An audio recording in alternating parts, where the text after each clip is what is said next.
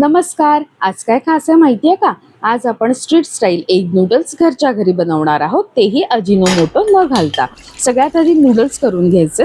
त्याच्यासाठी कढईमध्ये पाणी गरम करायचं. पाण्याला उकळी आली की त्याच्यामध्ये नूडल्स आणि थोडंसं तेल घालायचं, म्हणजे नूडल्स एकमेकांना चिकटणार नाहीत. 5 मिनिटं शिजवायचं आणि गॅस बंद करायचा. आता नूडल्स चाळणीत काढून त्यावर थंड पाणी घालायचं आणि बाजूला ठेवायचं. यानंतर आपण स्क्रॅम्बल एग तयार करून घेऊया. त्याच्यासाठी कढईमध्ये तेल गरम करायचं. त्याच्यामध्ये फोडलेली अंडी, चवीनुसार मीठ, काळी मिरी पूड टाकायची आणि 2 ते 3 मिनिटं हाय फ्लेमवरती परतायचं. आता आपलं स्क्रॅम्बल एग तयार आहे.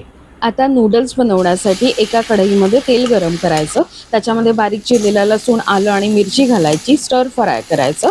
नंतर पातीचा कांदा, चिरलेला कोबी आणि शिमला मिरची घालायचं. पुन्हा स्टर फ्राय करायचं. आता इथे मी एक सॉस तयार करून घेतलाय. त्याच्यामध्ये Schezwan sauce, soya sauce, tomato sauce, मीठ आणि काळी मिरी पावडर नीट मिक्स करून एक सॉस तयार केलाय. तो इथे घालायचा. नीट मिक्स करायचा. तयार नूडल्स आणि स्क्रॅम्बल एग घालायचं आणि मिक्स आणि आपले गरमागरम street style without Ajinomoto egg noodles तयार आहेत. नक्की ट्राय करून बघा. तुमच्या मुलांनाही खूप आवडतील. आणि रेसिपी आवडल्यास लाईक, शेअर, सबस्क्राईब जरूर करा.